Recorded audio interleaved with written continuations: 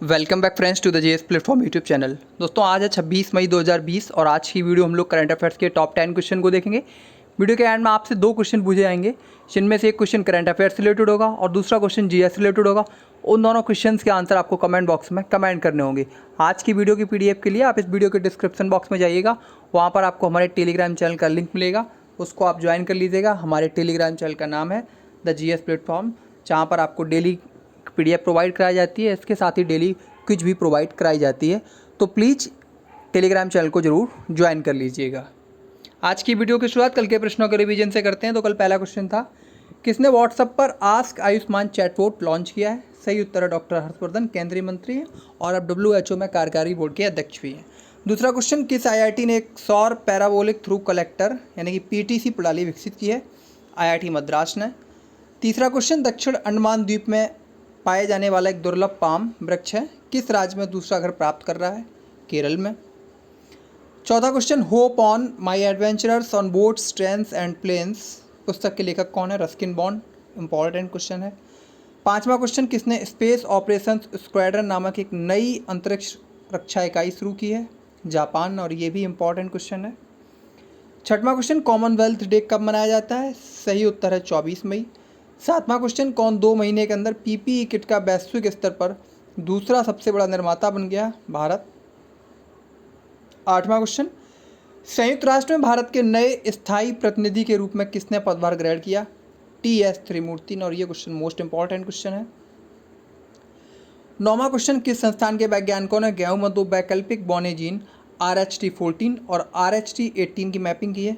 तो Agarkar research institute के वैज्ञानिकों ने, जो कि महाराष्ट्र में। अब कल की कुछ के आंसर, करंट अफेयर्स में से कल आपसे पूछा गया था कि किस राज्य ने बुखार क्लिनिक शुरू किया है? सही उत्तर है मध्य प्रदेश। GS में आपसे पूछा गया था कि परमाणु रिएक्टर का आविष्कार किसने किया था? तो सही उत्तर है एनरिको फर्मी ने। अब आज के प्रश्न, पहला क्वेश्चन, किस बैंक ने सीनियर सिटीजन केयर FD योजना शुरू की है? सही आंसर है option D, HDFC bank. HDFC bank ने सीनियर सिटीजन केयर FD योजना वरिष्ठ नागरिकों की देखभाल के लिए शुरू की है। बैंक सीनियर सिटीजन के लिए इन विशेष FD पर उच्च ब्याज दर की पेशकश भी कर रहा है। इस प्रस्ताव का सबसे अच्छा हिस्सा यह है कि सीनियर सिटीजन को 5 साल के लिए जमा के लिए अतिरिक्त 75 आधार अंक भी मिलेंगे और से 18 मई 2020 से निवेश के लिए शुरू कर दिया गया है। अब HDFC बैंक की टैगलाइन की बात करें तो HDFC बैंक की टैगलाइन है, बैंक आपकी मुट्ठी में, जबकि ICICI बैंक की टैगलाइन है, हम हैं ना। अगला क्वेश्चन, किस देश ने ओपन स्काई संधि को छोड़ने के अपने निर्णय की घोषणा की? सही आंसर है इस क्वेश्चन का ऑप्शन डी, अमेरिका। अमेरिका ने ओपन स्काई संधि को छोड़ने के अपने फैसले की घोषणा की है। ओपन स्काई संधि के तहत सदस्य देश अपने प्रतिभागियों के पूरे क्षेत्र में हवाई निगरानी उड़ानें संचालित कर सकते हैं। इस संधि का उद्देश्य सभी प्रतिभागियों को सैन्य बलों और गतिविधियों के बारे में जानकारी इकट्ठा करने में समान अवसर देकर आपसी समझ और आत्मविश्वास को बढ़ाना है। अगला क्वेश्चन, किस राज्य के मुख्यमंत्री ने राज्य की प्रत्येक ग्राम पंचायत में श्रम सिद्धि अभियान शुरू किया है? सही आंसर है ऑप्शन डी, मध्य प्रदेश। मध्य प्रदेश के मुख्यमंत्री शिवराज सिंह चौहान ने राज्य की प्रत्येक ग्राम पंचायत में श्रम सिद्धि अभियान की शुरुआत की है।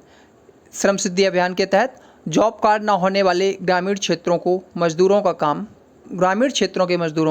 काम प्रदान किया जाएगा। अकुशल मजदूरों को मनरेगा के तहत काम दिया जाएगा और कुशल मजदूरों को उनकी दक्षता के अनुसार काम प्रोवाइड कराया जाएगा। बात मध्य प्रदेश की करें तो राजधानी है भोपाल, सबसे बड़ा शहर है इंदौर। मध्य प्रदेश का गठन 1 नवंबर 1956 को हुआ था, जब राज्यों का पुनर्गठन हुआ था। किसकी अध्यक्षता में हुआ था? फजल अली की अध्यक्षता में हुआ था। राज्यपाल हैं वर्तमान में मध्य प्रदेश के लालजी टंडन। मुख्यमंत्री हैं शिवराज सिंह चौहान। भारतीय जनता पार्टी की सरकार है। एक सदनी विधानमंडल है। विधानसभा सीटों की बात की जाए तो मध्य प्रदेश में विधानसभा सीटों की संख्या 231। लोकसभा सीटों की बात की जाए तो मध्य प्रदेश में 29 लोकसभा सीटें हैं। वहीं राज्यसभा सीटों की बात की जाए तो मध्य प्रदेश में 11 संख्या है राज्यसभा सीटों की। अगला क्वेश्चन, हुनर हाट को लोकल टू ग्लोबल थीम के साथ किस महीने से फिर से शुरू किया जाएगा? इस क्वेश्चन का सही आंसर है ऑप्शन सी, सितंबर। कोरोना महामारी के कारण लगभग 5 महीनों के अंतराल के बाद हुनर हाट सितंबर 2020 से लोकल टू ग्लोबल की थीम के साथ फिर से शुरू होगी। हुनर हाट देश भर के कारीगरों और शिल्पकारों का सशक्तिकरण एक्सचेंज बन गया है। लोगों के बीच स्वास्थ्य के प्रति जागरूकता पैदा करने के लिए say no to panic yes to precautions की थीम के साथ एक विशेष जान भी जहान भी कार्यक्रम भी होगा।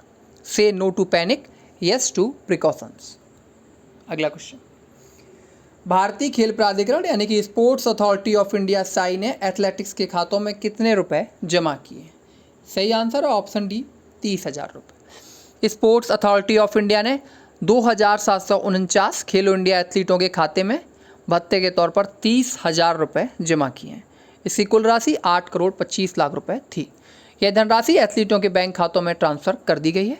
मई 2020 के अंत तक शेष 144 एथलीटों को भी धनराशि दे दी जाएगी। अब बात करते हैं स्पोर्ट्स अथॉरिटी ऑफ इंडिया की।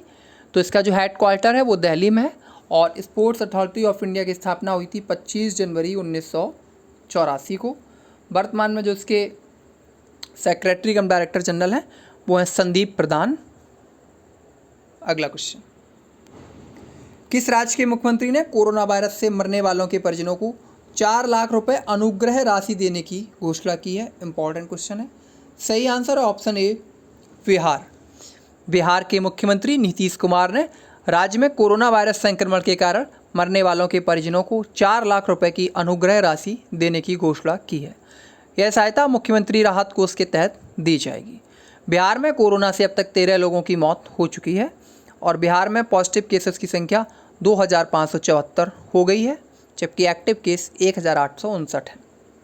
बात बिहार की करें तो राजधानी है पटना, जिलों की संख्या 38। गठन हुआ था बिहार का गठन अच्छा वैसे देखा जाए तो 1912 में हुआ था, जब बंगाल विभाजन को रद्द कर दिया गया था और बिहार को एक अलग राज्य का दर्जा दे दिया गया था।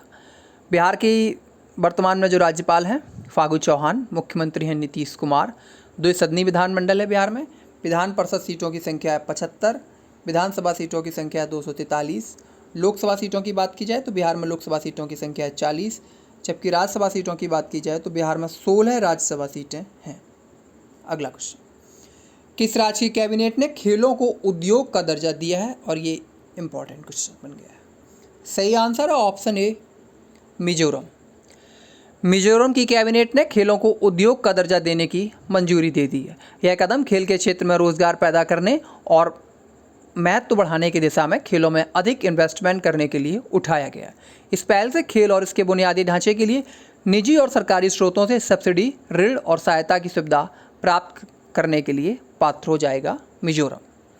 अब बात मिजोरम की करें तो राजधानी है आइजोल, जिलों की संख्या 8। मिजोरम का गठन 1987 में हुआ था। राज्यपाल हैं अभी वर्तमान में PS श्रीधरन पिल्लई। मुख्यमंत्री हैं जोरामथंगा मिजो नेशनल फ्रंट के। 1 सदनी विधानमंडल है। विधानसभा सीटों की संख्या 40, जबकि राज्यसभा और लोकसभा सीट 1-1 है। अगला क्वेश्चन, मार्च 2020 में ESIC द्वारा संचालित सामाजिक सुरक्षा योजना में फरवरी 2020 के 11.83 लाख के मुकाबले लगभग कितने लाख नए सदस्य शामिल हुए? इस क्वेश्चन का सही आंसर है ऑप्शन सी 8.21 लाख, यानी कि 8,21,000। मार्च 2020 में ESIC द्वारा संचालित सामाजिक सुरक्षा योजना में लगभग 8,21,000 नए सदस्य शामिल हुए, जबकि फरवरी 2020 में यह आंकड़ा 11,83,000 था। यह कर्मचारी राज्य बीमा निगम के पेरोल डाटा से पता चला। यह जानकारी राष्ट्रीय सांख्यिकी कार्यालय NSO द्वारा जारी एक रिपोर्ट का हिस्सा है। इस रिपोर्ट में कहा गया कि 2018 से 19 के दौरान ESIC के साथ नए ग्राहकों का सकल नामांकन 1,49,00,000 था। अगला क्वेश्चन, दिग्गज कंपनी कॉग्निजेंट के COO के पद से किसने इस्तीफा दे दिया है? सही आंसर है ऑप्शन सी श्रीनिवास वीर राघवाचार्य। कॉग्निजेंट के CEO श्रीनिवास वीर राघवाचार्य अपना पद छोड़ रहे हैं। वह कंपनी के उन वरिष्ठ अधिकारियों में शामिल हो रहे हैं जिन्होंने अप्रैल 2020 में ब्रायन हम्फ्रीज के CEO के रूप में आने के बाद कंपनी छोड़ दी। कॉग्निजेंट में 2 दशक से दिग्गज वीर राघवाचार्य ने कॉर्पोरेट सुरक्षा, वैश्विक IT और बिक्री और संचालन सहित कई भूमिकाएं निभाई और वे अगस्त 2020 तक संगठन में बने रहेंगे। अंतिम क्वेश्चन, किसने NBA UNDP भारत की जैव विविधता समरसता इंटर्नशिप कार्यक्रम शुरू किया? सही answer option D Prakash Javadekar. पर्यावरण, वन और जलवायु परिवर्तन मंत्री प्रकाश जावड़ेकर ने NBA UNDP भारत की जैव विविधता समरसता नामक कार्यक्रम शुरू किया। भारत के पास दुनिया की कुल भूमि का 2.5% हिस्सा है, 16% मानव और पशु आबादी भी है, जब भी देश ने अभी भी दुनिया की जैव विविधता का लगभग 8% संरक्षित कर रखा है। उन्होंने UNEP लुप्तप्राय प्रजाति अभियान का भी इस अवसर पर शुभारंभ किया। अब बात करते हैं UNDP की, यानी कि संयुक्त राष्ट्र विकास कार्यक्रम, इंग्लिश में यूनाइटेड नेशंस डेवलपमेंट प्रोग्राम। यह संयुक्त राष्ट्र के वैश्विक विकास का एक नेटवर्क है और इसका मुख्यालय न्यूयॉर्क में अवस्थित है। UNDP गरीबी उन्मूलन, असमानता को कम करने हेतु लगभग 70 देशों में कार्यरत है।